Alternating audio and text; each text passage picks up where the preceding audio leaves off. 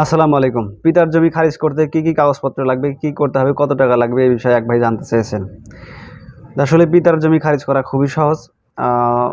সাধারণত যেগুলো কাগজ লাগে, যে ভাই জানতে চেয়েছে তিনি বলেছে যে তার পিতার নামে এই জমিটার রেকর্ড আছে। তা আপনি বাংলাদেশের যে অঞ্চলেই থাকেন না কেন, সর্বশেষ গেজেটভুক্ত রেকর্ড যদি আপনার পিতার নামে হয় অথবা মায়ের নামে অথবা দাদার নামে, যার নামে হয়ে থাকুক না কেন, আপনি যদি ওয়ারিশ সূত্রে মালিক হন, তাহলে আপনি যার ওয়ারিশ তেনার একটা ওয়ারিশান সনদ আপনি ইউনিয়ন পরিষদ থেকে সংগ্রহ করবেন। অর্থাৎ আপনার পিতার নামে যদি হয়ে থাকে তাহলে আপনার পিতা কতজন, আপনার ভাই বোন কতজন, তিনি কতজন ওয়ারিশ রেখে মারা গেলেন, এটার একটা ওয়ারিশান সনদ ইউনিয়ন পরিষদ থেকে নেবেন।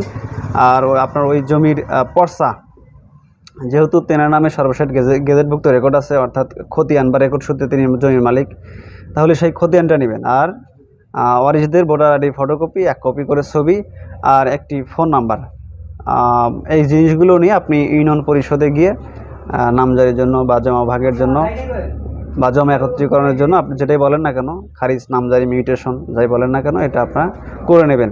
আপনারা যদি একাধিক ভাই বোন হন তাহলে সবার অংশ অনুযায়ী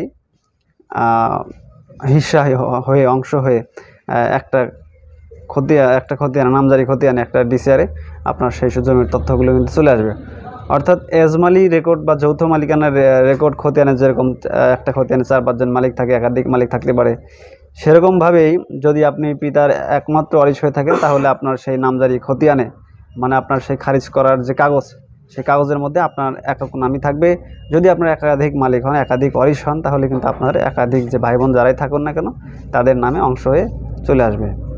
আর এক্ষেত্রে সবচেয়ে ভালো হবে, সাধারণত এই কাজটা প্রাথমিক পর্যায়ে আপনি করে নিতে পারেন, ভালো হবে। আপনাদের জমিটার কাগজপত্র আপনার পিতার নাম থেকে আপনাদের নিজেদের নামে চলে আসবে, জমির খাজনা বা ভূমি উন্নয়ন কর পরিশোধ করতে সুবিধা হবে।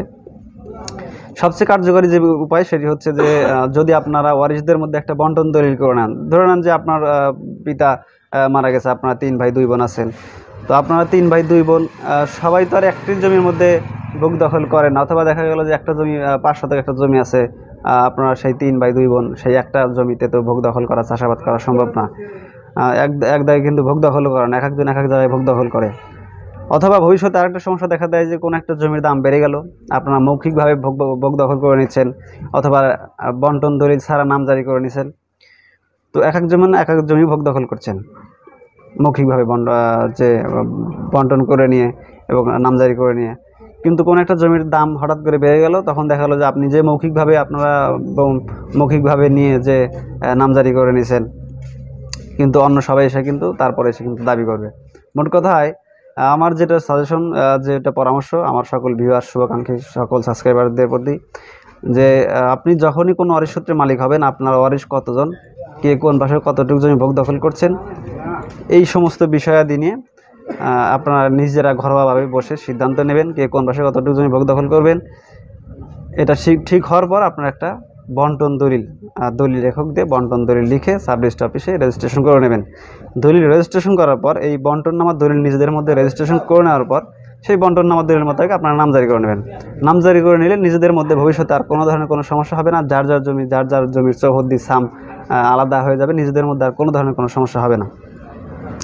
আর যদি আপনারা এইভাবে মৌখিকভাবে, অনেকে দেখা যায় যে নামজারিও করে না, পিতা মারা গেছে, ওয়ারিশ সূত্রে সে ভোগ দখল করতেই আছে, কিন্তু বর্তমান সময়ে এরকম সমস্যা কিন্তু অহরহ দেখা যাচ্ছে যে একজন ভোগ দখল করছে কিন্তু ওই জমিটা গোপনে আরেকজনকে বিক্রি করছে, জমিটার উপর দিয়ে রেল লাইন চলে গেছে, অথবা জমিটা হঠাৎ কোনো একটা জমির দাম বেড়ে গেছে।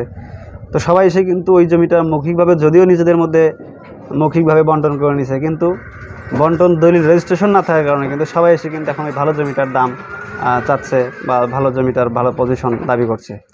তো এইভাবে নিজেদের মধ্যে ভবিষ্যতে কিন্তু আরও জটিল সমস্যা কিন্তু হতে পারে। তাই আমি বলবো যে আপনারা যখনই ওয়ারিশ সূত্রে মালিক হবেন, আপনারা নিজেদের মধ্যে একটা বন্টন দলিল রেজিস্ট্রেশন করে তারপর আপনারা নামজারি বা খারিজ, মিউটেশন করে নেবেন। সেই মিউটেশনের মোতাবেক আপনার জমির খাজনা পরিশোধ করবেন, যার জমি আলাদা হয়ে যাবে, এটা খুবই সহজ ব্যাপার।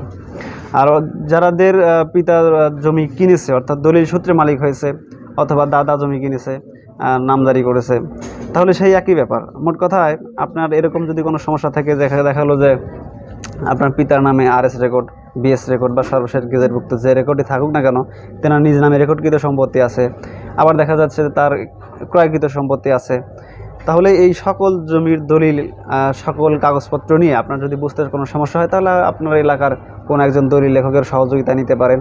অথবা আপনি সবগুলো কাগজ নিয়ে ইউনিয়ন ভূমি অফিসের যে কর্মকর্তারা আছেন তেনাদের সাথে দেখা করে তেনাদের সাথে এই সবগুলো বিষয় নিয়ে পরামর্শ করে আপনারা সেই অনুযায়ী কাজ করবেন। জমির হিসাবপাতি ফারাজের একটা ব্যাপার আছে, আপনারা চাইলে আমার সাথে যোগাযোগ করতে পারেন। চ্যানেল ডিসক্রিপশনে হোয়াটসঅ্যাপ নাম্বার দেওয়া থাকবে, কমেন্ট ভিডিওর নিচে কমেন্ট বক্সে লিখে জানাতে পারেন। সবাই সুস্থ থাকবেন, ভালো থাকবেন। ভিডিওটি ভালো লাগলে শেয়ার করবেন। আমাদের চ্যানেল অন্যান্য ভিডিও দেখার আমন্ত্রণ রইল। আসসালামু আলাইকুম।